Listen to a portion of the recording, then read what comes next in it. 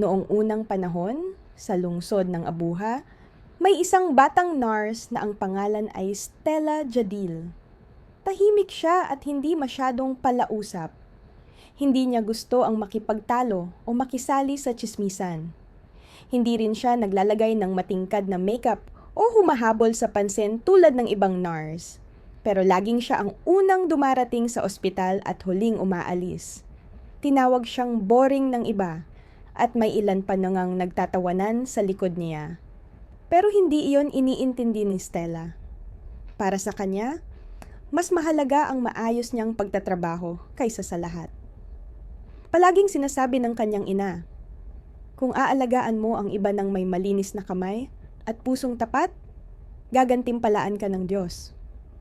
Itinuring ni Stella ang mga salitang ito na parang isang kanta sa kanyang puso.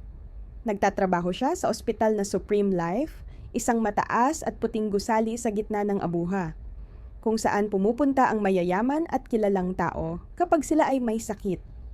Karamihan ng staff ay nagpapakita ng galing para ma-impress ang mga VIP na pasyente. Pero si Stella, pantay ang pagtrato sa lahat, mula sa pinsan ng presidente hanggang sa asawa ng janitor mabagal, at maingat siyang magsalita, maingat sa paglilinis ng sugat, at laging sinisigurado na ang mga matatanda ay nakainom ng gamot sa tamang oras isang gabi.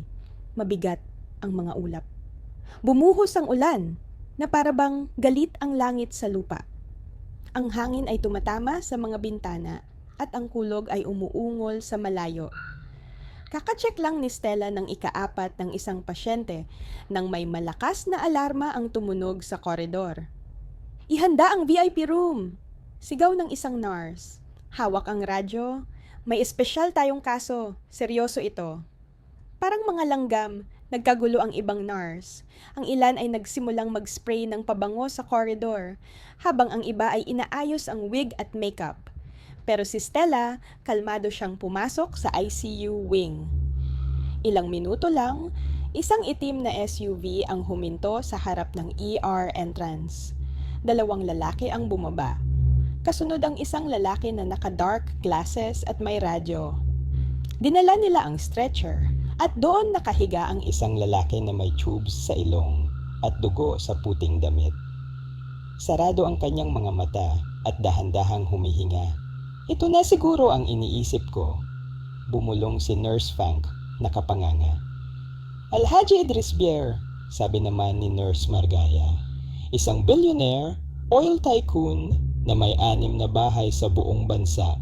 Yung pamilya niya pa lang ang nakipaglaban sa korte noong nakaraang taon.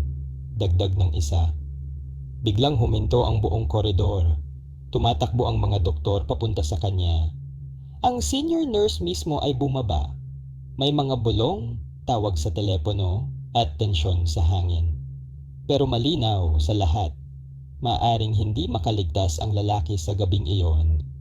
Dinala siya sa espesyal na ICU room. Mabilis ang takbo ng trabaho ng mga doktor at palaging umiingay ang mga monitor. Tinawag ng senior nurse ang karagdagang staff, pero pagdating ng hating gabi, tahimik na ang koridor, pinapaalis ang mga bisita at naka-standby ang security sa pinto. Habang papalapit ang 2:00 ng umaga, karamihan ay nagpunta na magpahinga. Pero si Stella, gising pa rin. Tahimik siyang nakaupo sa gilid ng kama, tinitingnan ang mukha ng lalaki. May mahabang peklat sa kanyang kilay, kulay abo ang balbas, at tuyot ang labi. Binasa niya ang cotton sa maligamgam na tubig at pinunasan ang dugo sa paligid ng ilong niya. Habang ginagawa ito, bumukas ang pinto. Pumasok ang senior nurse at huminto. Nandito ka pa rin? Tanong nito. Tumango si Stella. Di siya gumagalaw, sabi niya. Tinitingnan ko lang ang vitals niya. Tiningnan siya ng senior nurse ng ilang sandali. Ang kakaibang babae mo, Stella, sabi nito. Hindi ka natatakot sa ganitong klase ng tao. Alam mo ba kung gaano siya ka-influential? Para sa akin, isa lang siyang pasyente, sagot ni Stella, mahina ngunit matapat. Hindi sumagot ang senior nurse at lumabas. Nandyan pa rin si Stella. Nandyan siya hanggang huminto ang ulan hanggang magsimulang umawit ang mga ibon sa labas, hanggang tumunog ang orasan ng alas 6 ng umaga. At doon may nangyari. Gumalaw ang mga daliri ng lalaki. Tumayo si Stella. Dahan-dahan niyang binuksan ang mga mata. Mahina at malabo ang paningin, pero nakatingin diretso sa kanya, gumalaw ang labi niya. Walang tunog. Lumapit si Stella at mahinhin na tanong, "Alam mo ba ang pangalan mo?" Kumindat siya ng isang beses. Inilagay ni Stella ang kamay niya sa balikat ng lalaki.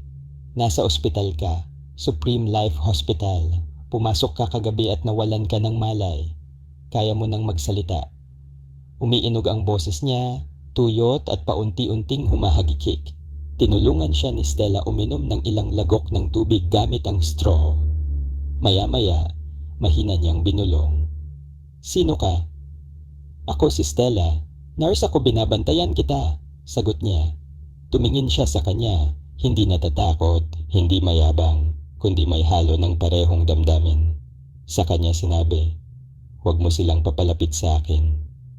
Namangha si Stella. "Sino?" "Sino man. Mga tao mo, staff, pamilya.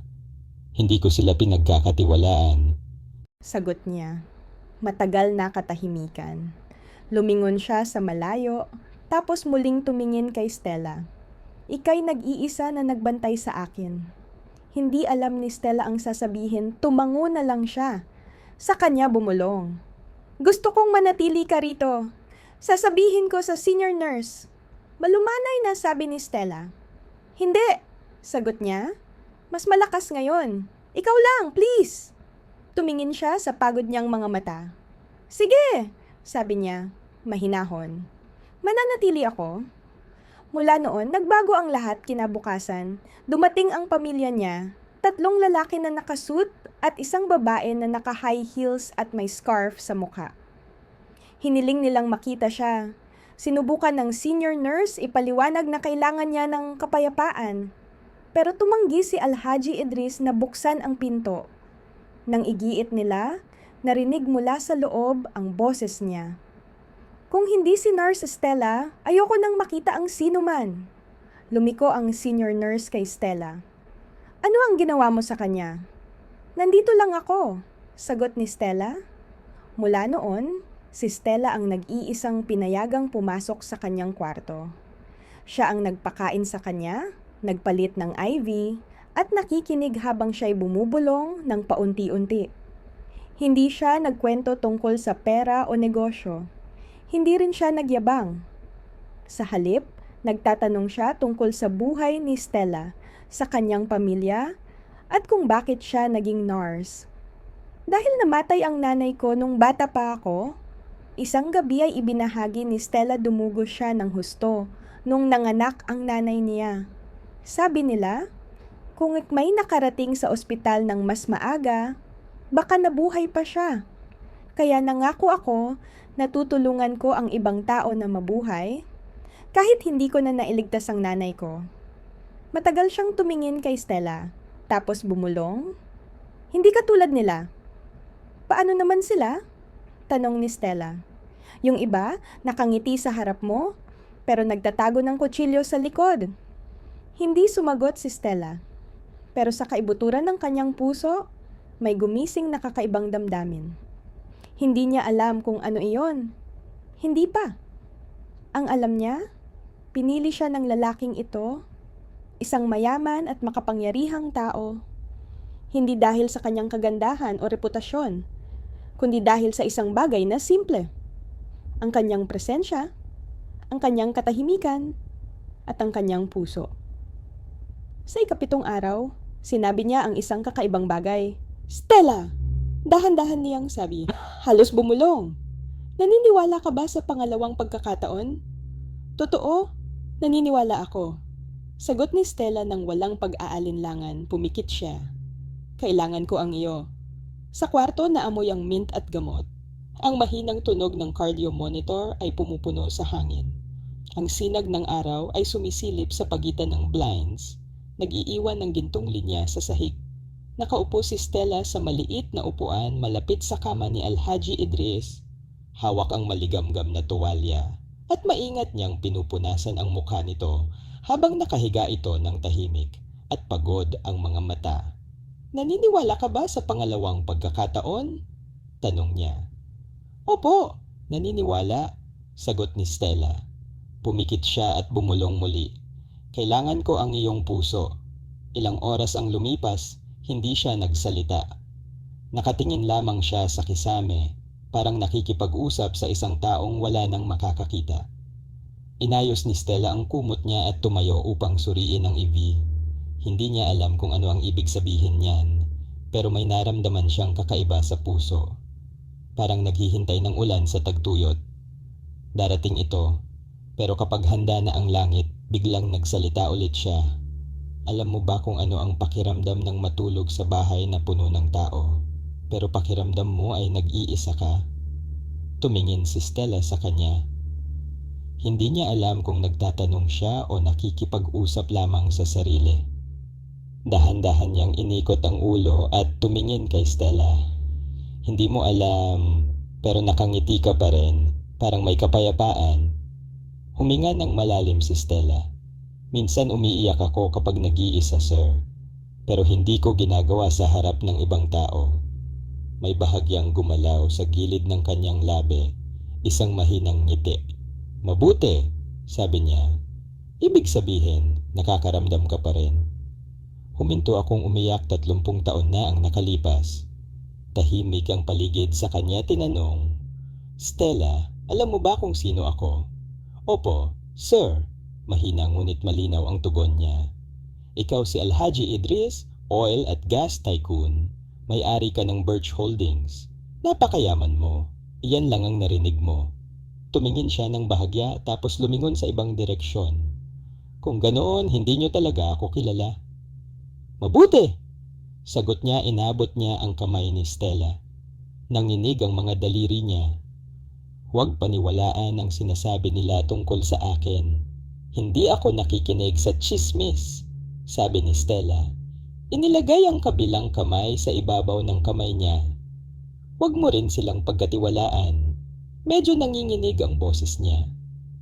Ngayon ay nakangiti sila, pero naghihintay lang, parang uwak, hanggang huminto akong huminga. Tahimik si Stella, pero mas tumibay ang hawak niya sa kamay ni Alhaji. "Darating sila," sabi niya, nagpapanggap na nagmamalasakit.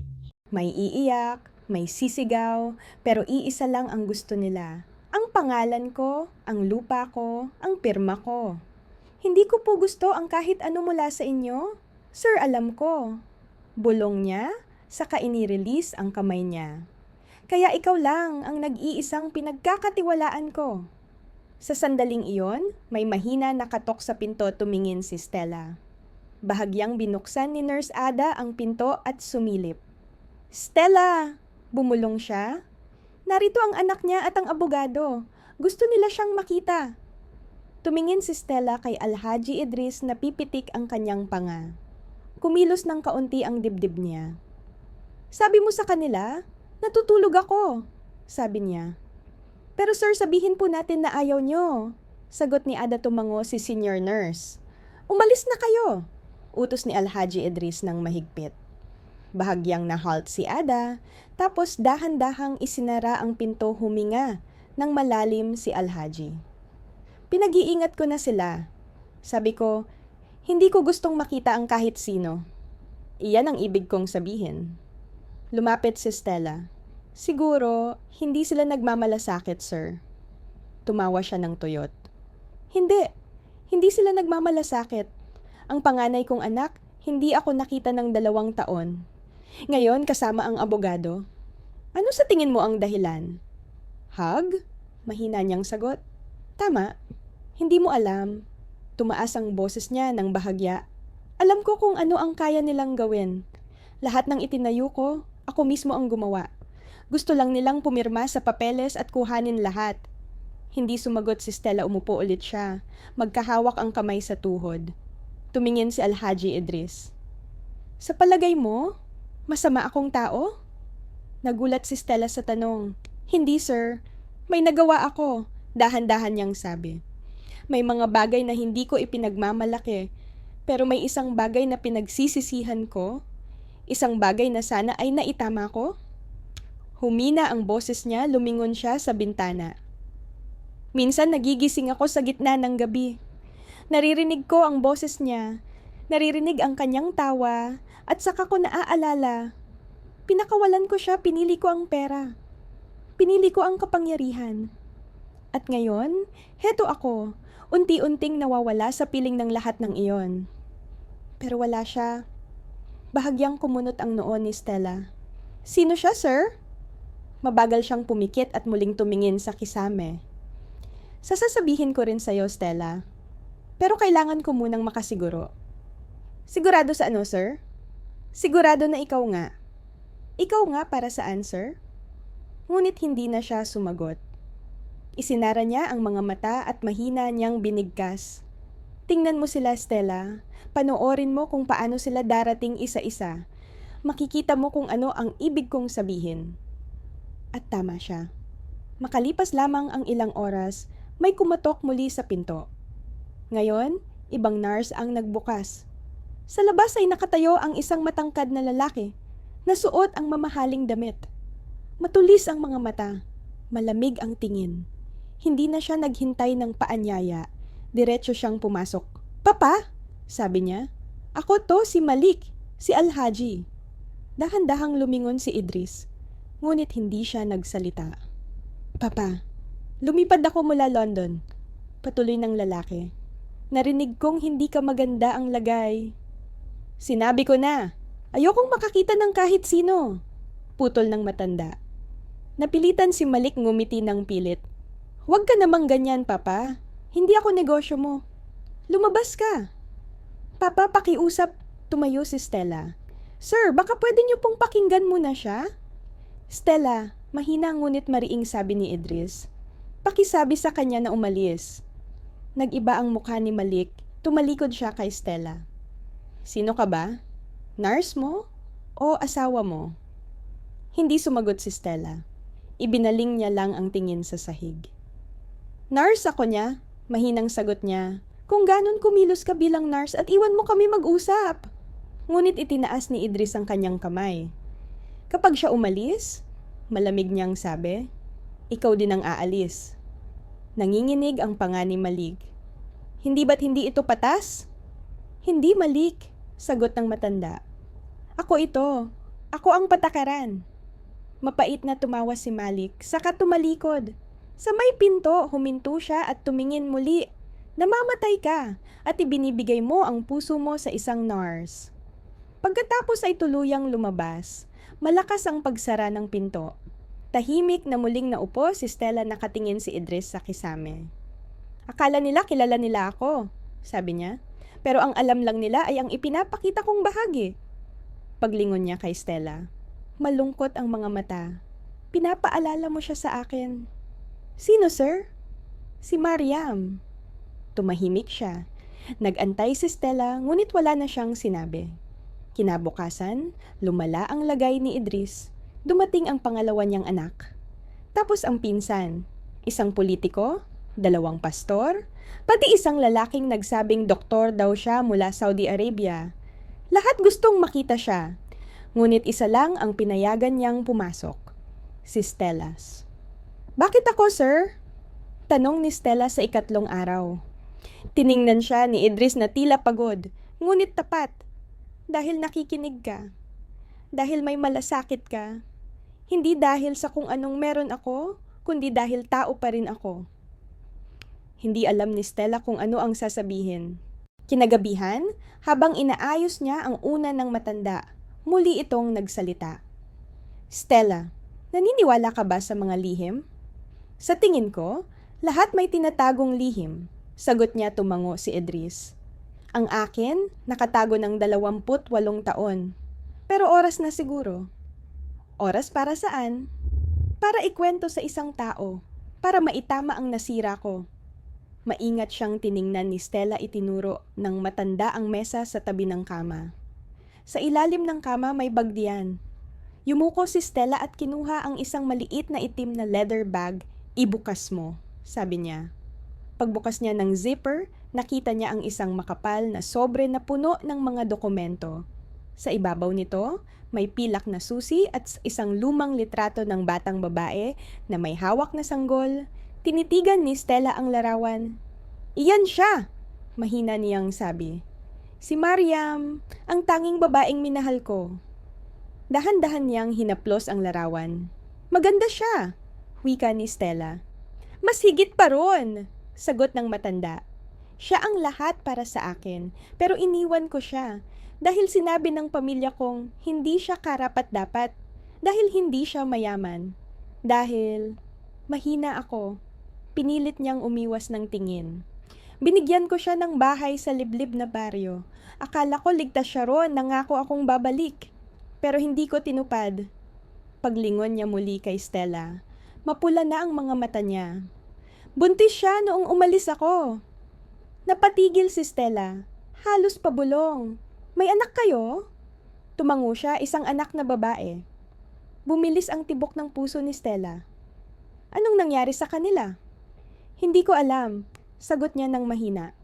"Sinubukan kong hanapin sila. Nagbayad ako ng mga tao, pero walang nakakita. Hanggang ngayon, wala pa rin." Napayuko si Stella. Hindi niya alam ang isasagot. Itinuro ni Idris ang pilak na susi. "Iyan ang susi ng bahay sa baryo, kung saan ko sila iniwan. Gusto kong puntahan mo iyon." "Ako, sir?" "Oo, ikaw." Hawak niya ngayon ang susi, naguguluhan. "Bakit ako?" "Dahil nagtitiwala ako sa'yo. Dahil gagawin mo yon ng may malinis na hangarin, hindi para sa pera, hindi para sa pangalan, kundi para sa katotohanan." Dahan-dahang naupo si Stella, muling tinitigan ang litrato. "Paano kung wala na sila, sir?" "At least, sinubukan ko," bulong ni Idris. "At least, hindi ko dinala ang sikreto sa hukay." Isinara niya ang mga mata. "Ang dami kong kayamanan, pero bakit hungkag ako? May mga sasakyan, bahay, lupa, pero wala akong kapayapaan. Gusto ko lang ng katahimikan ni Stella. Gusto kong muling makita ang mukha niya o ng anak namin bago ako tuluyang mawala." Tahimik na tinitigan ni Stella ang larawan. At sa sandaling iyon, may nagbago sa loob niya. Hindi niya alam kung ano ang naghihintay. Hindi niya alam kung sino ang matatagpuan niya ron. Pero alam niyang hindi niya kayang tumanggi. Hawak pa rin niya ang larawan. Ang babae roon ay may banayad ng ngiti at mga mata taang puno ng kabaitan. Ang kanyang suot na scarf ay kupas, ang blusa'y simple. Ngunit ang mukha niya ay puno ng pag-asa. Ang batang nasa kanyang bisig ay mahimbing na natutulog, may bahagyang nakabukas na labi. Matagal na pinagmasdan ni Stella ang larawan. Si Alhaji Idris ay humihinga ng mabigat sa kanyang tabi, nasa ibabaw ng mesa ang pilak na susi at ang makapal na sobre. Sa labas, lumubog na ang araw at ang silid ay nabalot ng banayad na gintong ilaw mula sa lampara. Mahina niyang tinig, "Sir, gusto niyo talagang pumunta ako sa kudo?" "Oo," mahina niyang sagot. May bahagyang pangangati sa boses.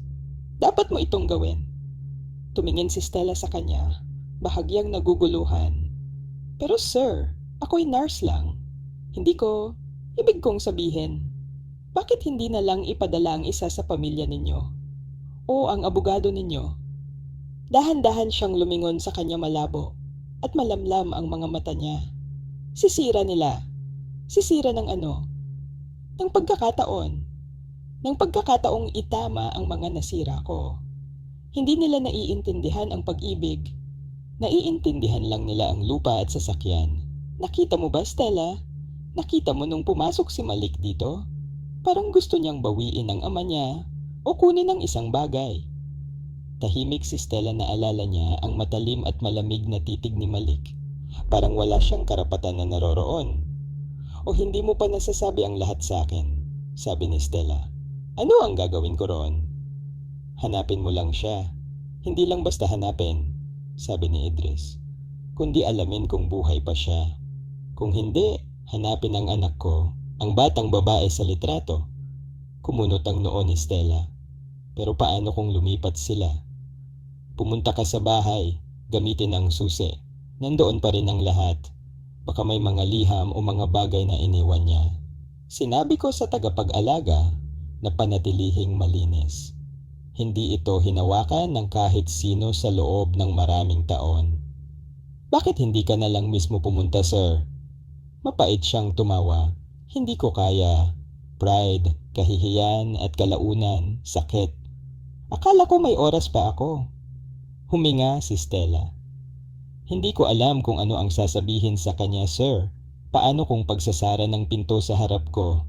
Paano kung galit siya sa inyo? Tumango si Idris. Karapatan niya yon, pero kailangan kong subukan.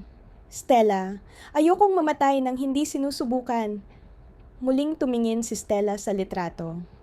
Sinabi mo na sinubukan mo na siyang hanapin dati, sabi niya. Bakit hindi nagtagumpay?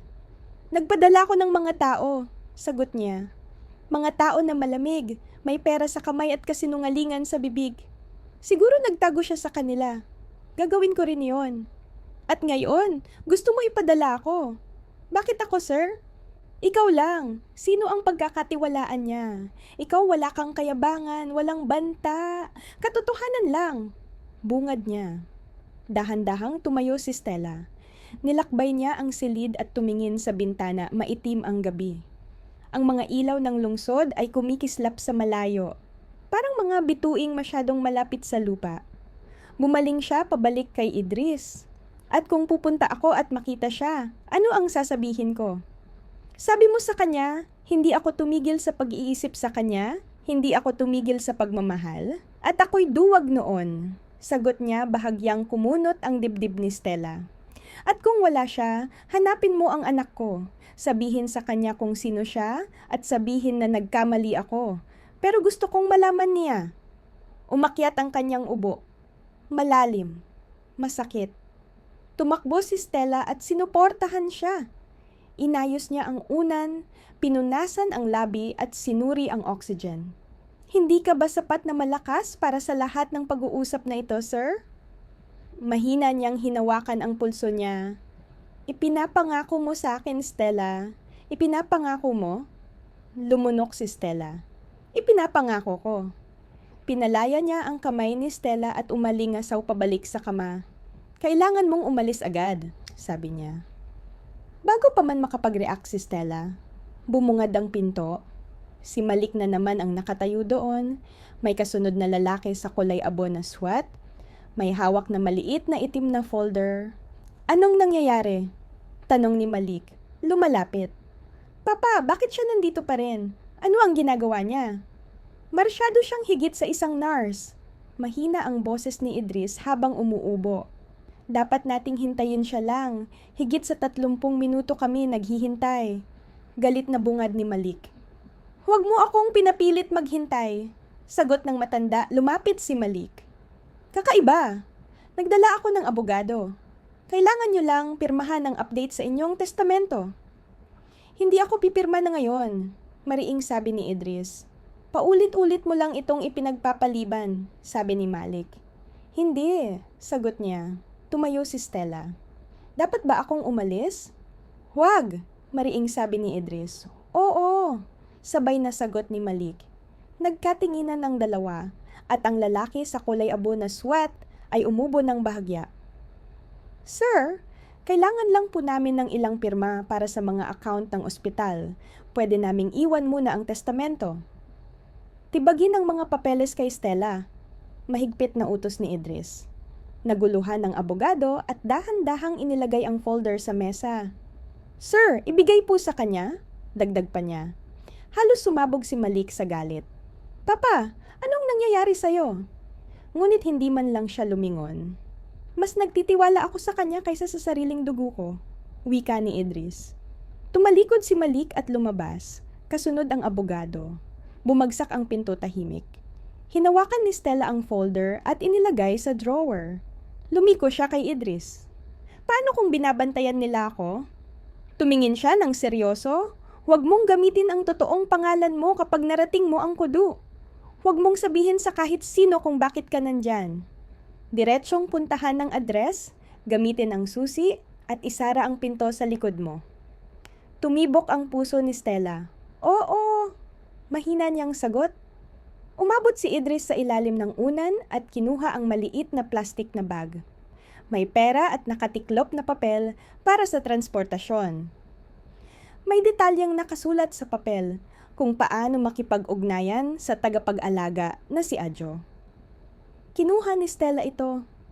Dahan-dahan na humiga si Idris. Pagpahinga ka, sir. Mahina niyang bulong habang tinakpan siya ng kumot. Idris ang tawagin mo sa akin. Mahina niyang bulong. Huminto si Stella sandali. Pagkatapos ay tumango. Magpahinga ka, Idris. Habang lumalabas siya ng silid-dalaang bag, litrato, sobre at susi sa maliit niyang bag, wala siyang ideya na magbabago ang kanyang buhay magpakailanman. Hindi natulog si Stella nung gabing iyon. Nakaupo siya sa maliit niyang kama, sa simpleng apartment malapit sa ospital. Nakatitig sa kayumangging sobre sa mesa. Katabi nito ang litrato ni Mariam at ng bata, nakaharap pataas. Ang pilak na susi ay nakapatong malapit sa litrato. Lahat ay mukhang payapa, ngunit ang tibok ng puso niya ay napakalakas. Tahimik ang lungsod ng abuha sa labas, ngunit sa loob ng kanyang isipan, nag-iingay ang mga boses. Bakit mo ito ginagawa? Paano kung bitag ito? Paano kung malalaman nila? Paano kung patay na ang babae? Paano kung ayaw ng anak na babae na matagpuan siya? Pumikit siya at naalala ang mukha ng lalaki.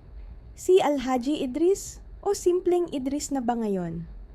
Maliwanag ang kanyang mga mata. Hindi tulad ng taong naghahanap lamang ng pera, kundi parang taong humihinga ng husto bago maging huli ang lahat. Hindi siya nagkukubli. Ramdam ni Stella ang takot niya, ang pag-aalala at ang hangarin niya sa kapayapaan. Bago sumikat ang araw, inihanda ni Stella ang maliit na bag para sa paglalakbay. 2 damit, notebook, scarf, ilang personal na gamit, at ang pinakamahalaga, ang susi, litrato, sobre, at address. Nag-iwan siya ng mensahe para sa head nurse, nagsasabing may emergency sa bahay at kailangan niya ng 2 araw para sa personal na dahilan. Pagdating ng 7:00 ng umaga, nasa terminal na siya. Maingay ang paligid. Mga driver sumisigaw ng pangalan ng mga baryo. Mga pasahero nagtataguyod ng malalaking bag. May batang umiiyak sa kanto. At isang babae nagtitinda ng pawpaw sa ilalim ng pulang payong hawak ni Stella, ang papel sa kamay at hinanap ang linya. "Saan, madam?" "Dito." Sigaw ng konduktor, kumikindat at nagtuturo. Sumunod siya, lumang bus ang sinakyan niya, may basag na bintana at sirang upuan, pero wala itong ibig sabihin. Mas mabigat sa isip niya ang nararamdaman kaysa init sa loob ng bus na upo siya sa likod, nakatingin sa bintana. Nagsimula ang makina at dahan-dahang umalis ang bus. Unti-unting nawawala ang lungsod, ang mataas na gusali nagiging maliit na bahay, ang kalsada nagiging makitid na daanan, tumatalbog ang bus sa lubak. Ang alikabok pumuno sa hangin. Hindi siya nakipag-usap, hindi kumain. Tuloy-tuloy ang isip niya sa kung ano ang matatagpuan niya sa kudu ilang oras ang lumipas. Sigaw ng driver. "Huling hintuan!" Bumaba si Stella. Tinamaan ng araw ang kanyang mukha, tuyong-tuyo ang lalamunan, at naninigas ang mga binti. Ang baryong patutunguhan ay tinhuwi. Walang aspalto, puro pulang lupa, at ilang bahay na yari sa luwad at may bubong na zinc. Malayang naglilibot ang mga manok. May 2 kambing sa ilalim ng mangga. Mga bata naglalaro gamit ang lumang gulong. Ang mga babae nagbabalansi ng timba sa ulo. Diretsong naglakad si Stella papunta sa maliit na kainan sa tabi ng daan at hinawakan ng papel. "Aljo!" sabi niya sa matandang nagprito ng akara.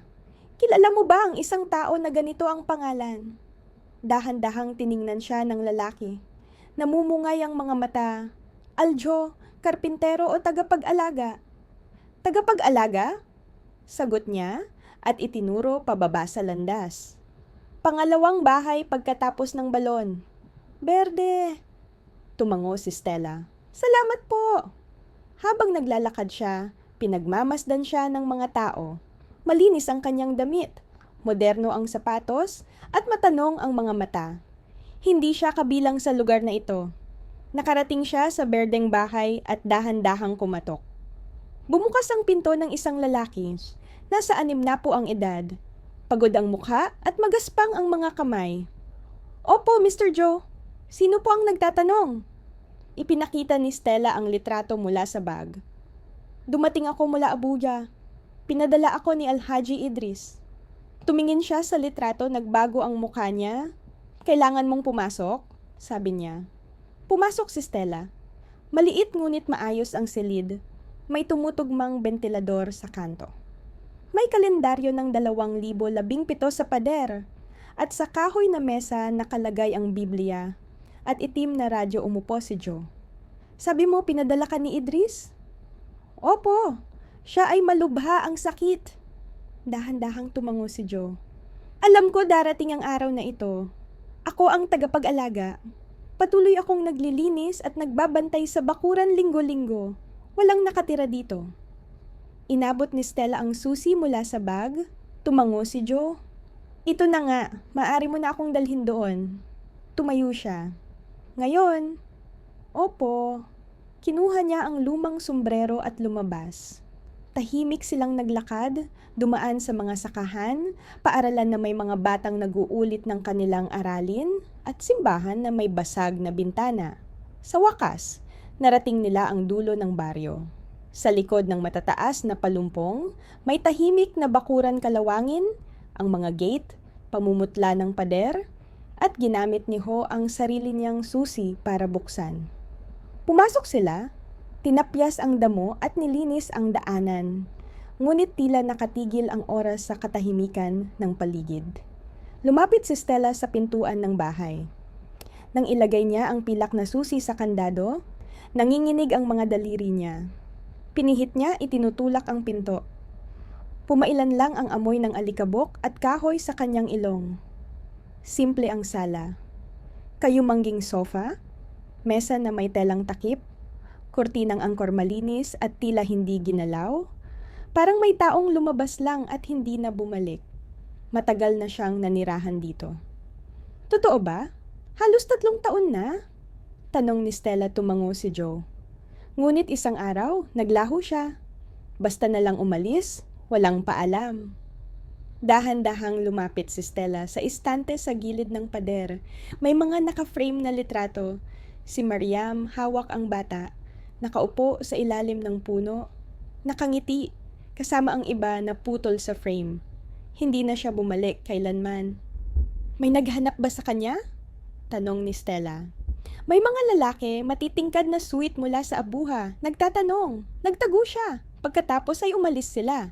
Sagot ni Joe. Umupo si Stella at inilabas ang sobre. Binuksan niya ito at kinuha ang sulat, isinulat sa kamay. Ang mga salita, maluwag. May ilang linya na hindi tapos. Binasa niya ng mabagal nakasulat. Para sa babaeng, hindi ko kailanman iniwan sa puso ko. Nagawa ko ang pinakamalaking pagkakamali sa buhay ko. Nang ako'y umalis, sinabi nila sa akin na ako'y higit kaysa sa iyo. Ngunit ngayon, nakikita ko, ako ang mas mababa sa iyo. Ibinigay mo sa akin ang anak at wala akong naibigay sa iyo, maliban sa katahimikan ko. Gusto kong itama ito. Patawarin mo ako, Idris. Napaluha si Stella.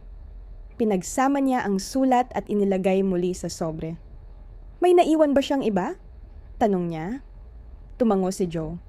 Meron siyang silid. Nakasara siya bago siya umalis. Hindi ko pa ito nabuksan. Nasaan ito? Dinala siya ni Joe sa dulo ng pasilyo. Simpleng kahoy na pinto. Muling inilabas ni Stella ang susi at sinubukang buksan, tumunog ang kandado. Bukas na ang pinto. Siksik ang hangin sa loob at ang alikabok ay sumasayaw sa liwanag ng araw. Maayos ang kama, may maliit na aparador sa tabi. Nakaipit sa ibabaw nito ang scarf, yung kapareho sa litrato. Pumasok si Stella. Ang mga dingding ay may guhit ng bata. Mga bulaklak, araw, at isang lalaki hawak ang kamay ng babae, binuksan niya ang aparador. Loob nito, May 10-10 liham, lahat ipinadadala kay Idris Bier. Wala ni isa ang naipadala. Kinuha niya ang isa, umalis ka. Naghintay ako. Naniwala ako sa mga sinabi mo, pero lumilipas ang mga araw at palaging nagtatanong ang anak natin, nasaan si Papa? Hindi ko masagot. Nanginginig ang mga kamay ni Stella, binuksan niya ang isa pa. Dumating ang mga tao mo ngayon. Nag-alok sila ng pera, pero kasinungalingan. Hindi ko hahayaang hawakan nila ang akin. Hindi ko hahayaang kunin nila ang anak ko. Namumugto ang luha sa mga mata ni Stella. Tumingin siya kay Joe. Galit siya pero mahal pa rin niya ito, tumango si Joe. Tumingin muli si Stella sa paligid. Sa isang sulok may kahoy na kahon. Binuksan niya ito. Loob ay damit pambata, maliit na pink na sapatos, manika na may nawawalang mata, at sa ilalim nito, ang birth certificate. Kinuha niya ito. Tumigil ang kanyang puso. Pangalan, Aisha Maria Bierpetsa ng kapanganakan. Hulyo 12, 1994 ama. Idris Bier. Ina. Mariam Hasan, pinisil niya ang bibig. Buhay siya. May pangalan siya. Bulong ni Stella. Tumingin si Joe sa ibabaw ng kanyang balikat. Ito ba siya? Opo. Sagot ni Stella. Nakatitig sa papel. Kailangan kong hanapin siya. Mahirap yan, sabi ni Joe. Bakit? Dahil saan man siya pumunta, abala ang mga tao sa sarili nilang buhay. Pero maaaring may kilala siyang tao, si Mama Uduak. Dati siyang tumutulong kay Mariam. Kung may nakakita kung saan siya nagpunta, siya iyon.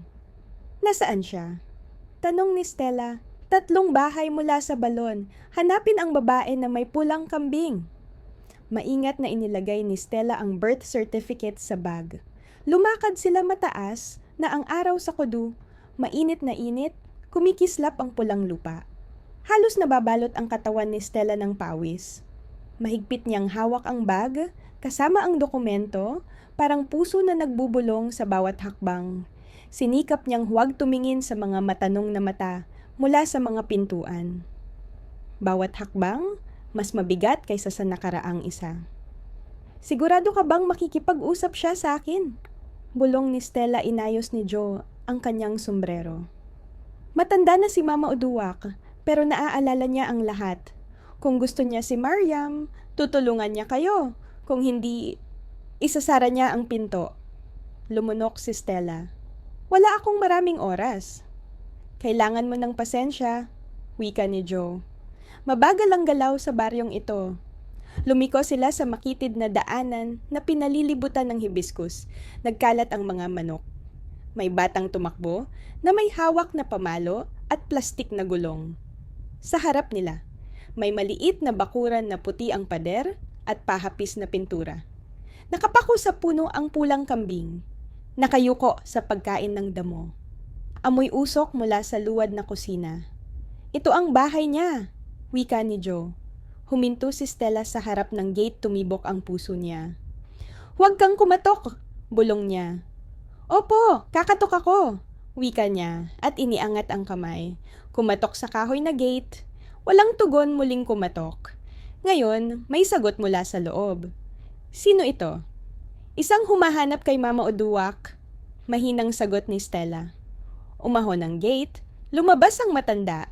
Nakasandal sa carved cane balot ang ulo niya sa namumutla na asul na scarf. Maliwanag ang mga mata niya. Parang dalawang maliit na ilaw. Ako, si Mama Uduak, wika niya. Sino ka? Ako si Stella. Nagmula ako sa Abuja. Hinahanap ko si Mariam. Namutla ang mukha ng matanda. Tiningnan niya si Stella mula ulo hanggang paa, pagkatapos si Joe. Ano ito? Dinala siya ni Joe. Mahinang sagot ni Joe. Mula kay Idris, dagdag niya. Kumitil ang mata ni Mama Uduak. Idris Becker, tumango si Stella, malubha ang sakit niya. Hiniling niya na hanapin ko si Mariam. Higpitan ni Mama Uduak ang hawak sa kanyang cane. Masyadong huli na, sabi niya, bumagsak ang tiyan ni Stella. Masyadong huli, patay na siya? Bumaling ang matanda at dahan-dahang pumasok sa bakuran. Pumasok kayo, wika niya. Sundan nila si Mama Uduak sa maliit na salaang mga dingding kulay cream, ngunit may bitak-bitak. May upuang kahoy sa tabi ng bintana at may makina ng pananahi sa kanto. Umupo si Mama Uduak nang mabigat, isara ang pinto, sabi niya. Isinara ni Stella ang pinto. Matagal na tumingin ang matanda sa kanya. Kaya, sa wakas naalala siya ni Idris? Tumango si Stella. Hindi niya siya nakalimutan. Tumawa ng tuyo si Mama Uduak. Araw-araw niya siyang nakakalimutan kapag hindi siya dumarating. Sinabi niya na nahihiya siya. Maingat na wika ni Stella. Sinabi niya na mahina siya. Umiling si matanda. Sinira ng lalaking ito ang buhay niya. Umupo si Stella sa gilid ng upuan. Pakiusap, ikwento mo sa akin kung ano ang nangyari. Tumingin si Mama Uduak sa kanyang mga kamay. Dumating si Mariam dito ng bata pa siya. Maganda siya, matalino. Maari siyang magpakasal kahit kanino sa baryong ito, pero umibig siya kay Idris Mayaman na siya noon. Nangako siya ng kapayapaan. Binigyan niya siya ng bahay. Binigyan niya siya ng anak. Pagkatapos, umalis siya. Napaluha si Stella. Sabi niya babalik siya, pero hindi siya bumalik. Mariing wika ng matanda. Dumating ang mga tao mula sa lungsod. Nagdala sila ng mga papeles, nagdala ng kasinungalingan. Nag-iisa siya. Kailangan niyang magtago. Minsan hindi siya maganda magsalita tungkol sa kanya. Umiiyak siya para sa kanya. Dagdag ni Mama Uduak, huminahon ng boses. Nananalangin siya para sa kanya, kahit galit siya. Sinasabi niya na nawala siya. Wika ni Mama Uduak. Humigop si Stella, pinipigil ang luha. Pagkatapos, inalagaan niya ang bata. Pinangalanan niya itong Aisha, isang maliwanag na batang babae. Pero laging nagtatanong si Aisha tungkol sa kanyang ama. Hindi alam ni Mariam kung ano ang sasabihin. Unti-unting naging galit ang bata sa apelyidong Becker, says. Inabot ni Stella ang birth certificate mula sa bag. Pinakita niya kay Mama Uduak. Dahan-dahang tumango ang matanda. Ito siya! Nasaan siya ngayon? Tanong ni Stella. Kumitil muli ang mata ni Mama Uduak. Bakit? Dahil namamatay si Idris. Gusto niyang makita siya. Gusto niyang sabihin ng katotohanan. Pinisil ng matanda ang labi. Katotohanan, ang salitang iyon huli na para sa katotohanan. Hindi pa huli, wika ni Stella. Buhay pa siya. Yumuko si Mama Uduak. At iniisip mo bang patatawarin siya ni Aisha pagkatapos ng lahat ng taon at kasinungalingan? Hindi na siya bata. Isa na siyang babae. At galit siya. Karapatan ng kahit ang masasamang tao na malaman kung sino sila, mahinang sabi ni Stella. Matagal na tumingin sa kanya ang matandang babae. Hindi ka gaya ng iba. Wika niya sa wakas. Hindi ka abogado, hindi ka espiya, hindi ka narito para sa pera. Ako'y hindi narito para sa pera, sagot ni Stella. Isang nurse lang ako. Pinagkatiwalaan ka niya sa akin, dagdag ni Mama Uduak. Nakatira si Aisha sa kalapit na bayan. Ngayon, nagtatrabaho siya sa maliit na klinika. Hindi niya ginagamit ang apelyido Bier. Ginagamit niya ang pangalang Aisha Hassan. Hindi niya kailanman binabanggit siya. Tumalon ang puso ni Stella. Mayroon ka bang address niya? Meron, dahan-dahan sagot ni Mama Uduak. Ngunit kung ibibigay ko sa'yo, ano ang gagawin mo? Pupunta ako sa kanya, sagot ni Stella. Sasabihin ko sa kanya ang lahat, dadalhin ko siya sa kanya. Malungkot ang mga mata ni Mama Uduak. At kung tatanggi siya, kahit papaano malalaman niya. Sagot ni Stella tumingin ang matanda kay Joe, pagkatapos pabalik kay Stella. Sa wakas, inabot niya ang isang maliit na piraso ng papel mula sa ilalim ng kanyang balabal at inilagay sa mesa. Narito ang kanyang pinagtatrabahuhan, wika niya. Huwag mong sabihing ako ang nagpadala sa'yo, wika ni Stella. Hindi ko gagawin, sagot niya umakyat ang matanda sa upuan. Mag-ingat ka, malakas siya, hindi basta nagtitiwala. At kung malalaman ng pamilya ni Idris ang ginagawa mo, mag-iingat ka. Salamat, wika ni Stella tumango si Mama Uduak. Mahal ko si Mariam na parang anak. Kapag nakita mo si Aisha, sabihin mo sa kanya. Sabihin mo na patuloy siyang ipinagdarasal ni Mama Uduak. Sasabihin ko, sagot ni Stella, inilagay niya ang papel sa bag. Nang siya'y tumayo, hinawakan siya ni Mama Uduak sa pulso. Isa pa, huwag kang aalis sa gabi. Umalis sa madaling araw at huwag mong sabihin sa kahit sino kung saan ka pupunta. Naiintindihan ko. Sagot ni Stella, bitbit ni Stella ang kanyang bag at sa labas, nagsimulang magkahel ang langit. Tahimik na nag-iingay ang pulang kambing habang naglalakad si Joe sa unahan sundan ni Stella, umiikot ang kanyang isip. Nang marating nila ang pangunahing kalsada, huminto si Joe. Nakita mo ba ang hinahanap mo? Sa tingin ko, oo, sagot ni Stella. Pupunta ka ba para hanapin ang anak? Tanong ni Joe. Maingat na tumingin sa kanya. Hindi ito tungkol sa akin, sagot ni Stella. Tumango siya ng bahagya. Kung ganoon, hayaan mong gabayan ka ng Diyos. Lumiko si Joe at naglakad sa ibang daanan. Naiwan si Stella mag-isa. Hawak ang bag. Ang baryo ngayon ay tila nagbago. Mas mapanuri, punong-puno ng titig mula sa mga bintana. Maaaring haka-haka lang niya o baka nandoon na ang mga tao ni Malik. Mabilis siyang naglakad pabalik sa bahay, kung saan minsang nanirahan si Mariam, isinara niya ang pinto at umupo sa kama ng nakasarang silid. Binuksan niya ang maliit na piraso ng papel mula kay Mama Uduak, pangalan at address ng klinika.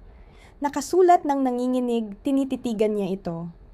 Aisha Hassan, bulong niya. Kinuha niya ang telepono at sinubukang tawagan si Idris. Walang sagot. Sinubukan niya ulit, wala pa rin. Napasikip ang dibdib niya. Mas lumalaba ang kalagayan niya. May humahad lang ba sa kanya na sagutin ang telepono? Ipinahinga ni Stella ang telepono at inilagay ang mukha sa kanyang mga kamay. Ramdam niya ang bigat ng lahat. Ang responsibilidad, ang pangakong tumulong sa kapwa. At ngayon, hawak niya ang buhay ng ibang tao sa kanyang mga kamay. Tumayo siya at lumapit sa bintana. Ang langit sa labas ay naging madilim na lila. May ilang bituin na sumilip. Hahanapin kita, bulong niya. Hahanapin kita, Aisha, kahit ito na ang huling gagawin ko. Isinara niya ang kurtina at bumalik sa kama. Muling umupo, hawak ang birth certificate at address sa mesa, susi sa kanyang kamay bukas. Aalis siya sa kudo. Bukas, haharapin niya ang unos na hindi pa niya nakikita. Ngunit ngayong gabi, pupunin niya ang kanyang lakas sapagkat mas mahirap ang daraanan kaysa sa lahat ng naranasan niya noon kinabukasan. Wala ni isang tuktok ng tandang. Ang tunog lamang ng telepono ni Stella, nanginginig sa ilalim ng unan. Mabilis siyang umupo. Mensahe mula sa isa sa mga junior nurse sa ospital. Saan ka na? Mas lumala ang kondisyon ng leader kagabi. Ang senior nurse ay nagpanik at hindi na pinapayagan ang sinuman na pumasok sa kanyang silid. Bumagsak ang puso ni Stella, mahigpit niyang hawak ang telepono at binasa ulit ang mensahe. Mas malala. Mabilis siyang nag-reply, "Buhay pa siya." Dumating ang sagot kaagad, "Oo, pero nasa sedasyon." Kontrolado ni Malik ang sitwasyon, hinaharangan niya ang mga bisita. Kahit ang senior nurse, sinabi niyang para sa proteksyon ng kanyang ama, nakatigil ang mga daliri ni Stella. Tumingin siya sa brown envelope sa mesa, pagkatapos sa maliit na papel na may address ng klinika ni Aisha Hassan.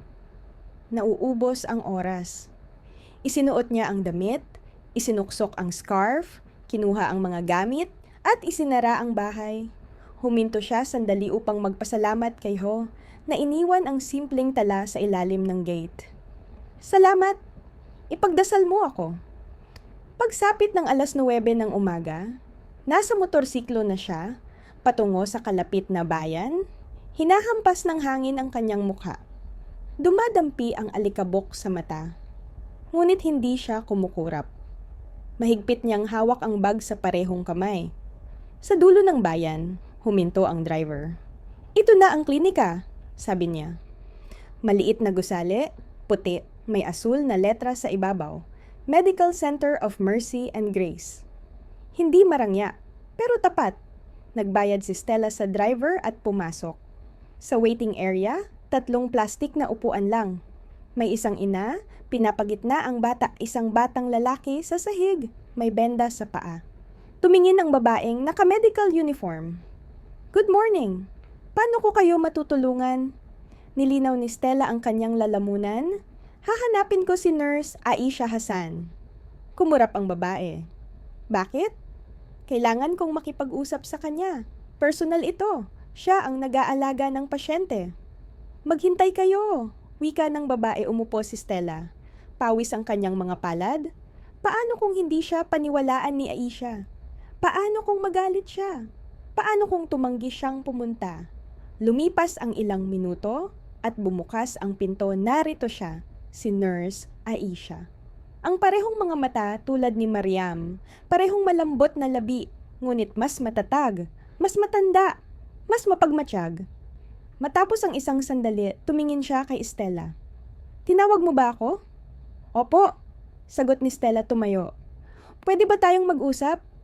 Nakangisi si Aisha, nakapikit ang braso. Sino ka? Si Stella Jadil, isa rin akong nurse mula Abuja. Tumawid ang mga braso ni Aisha. Babalikan ang tungkol sa iyong ama? Wala akong ama. Mayroon ka? Mahiwaga ang katahimikan sa silid. Ang pangalan niya ay Idris Becker. Mahinang sabi ni Stella. Tumalikod si Aisha sa kabilang nurse, pumasok sa isang silid, walang sinabi sumunod si Stella. Maliit ang silid. Mesa, 2 upuan, estante ng gamot, maliit na bentilador sa kanto. Umupo si Aisha. Magsalita ka ng mabilis.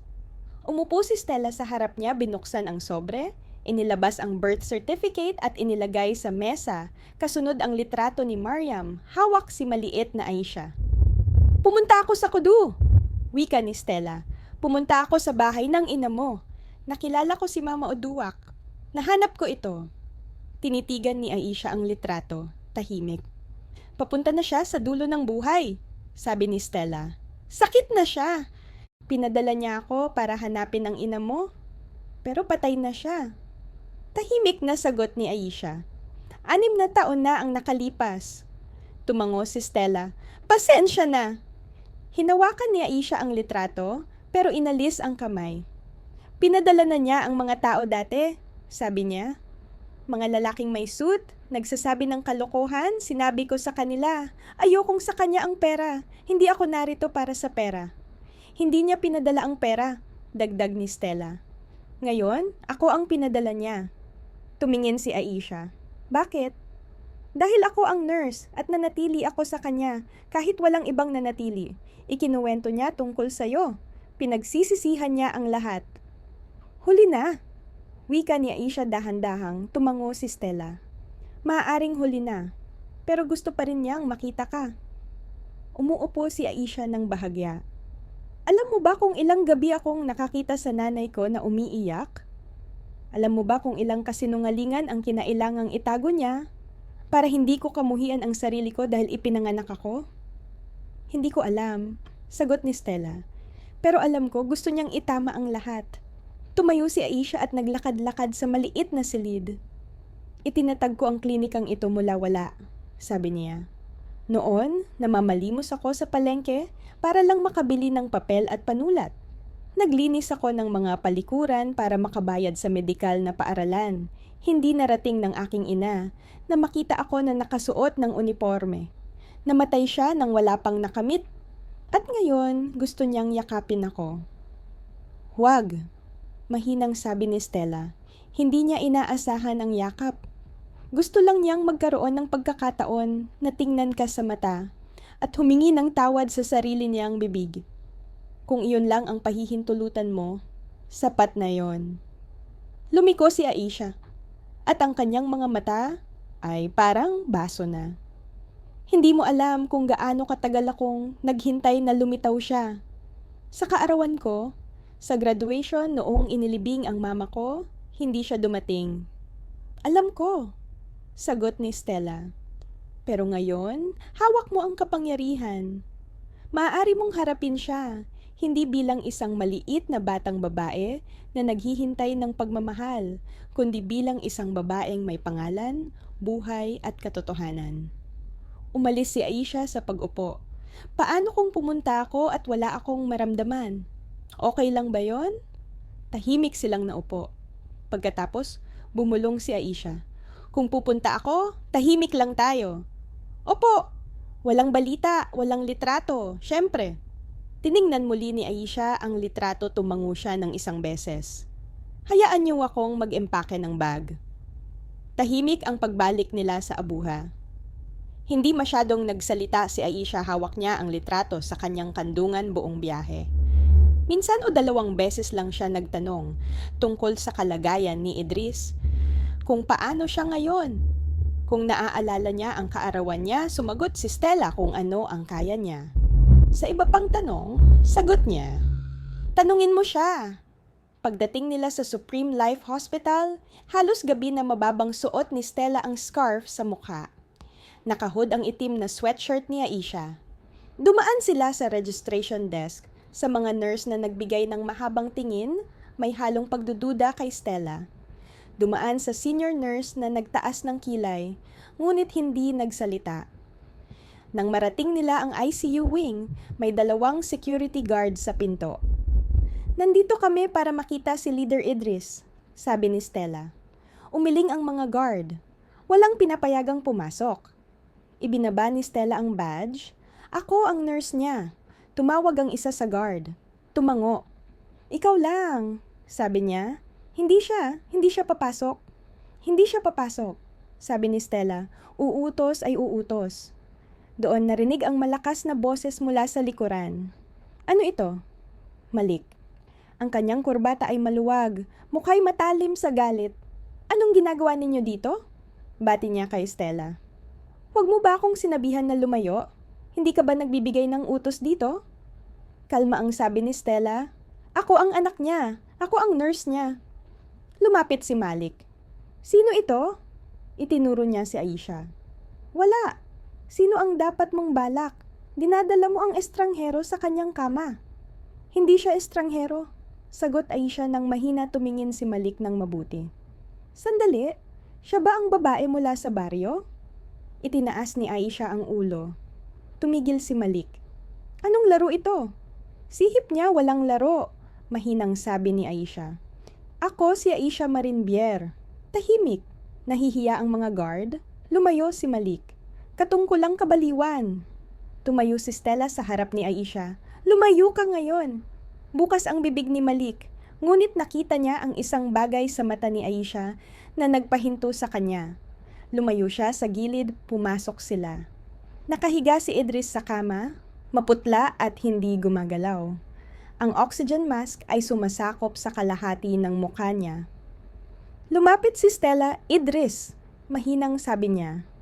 Dinala ko siya. Bumukas ng dahan-dahan ang mga mata niya. Tumingin mula kay Stella hanggang kay Aisha. Tumigil sa kanilang mga mata, hindi na gumalaw. Biglang napuno ng luha ang kanyang mga mata. Nanginig ang kanyang kamay, inabot si Aisha.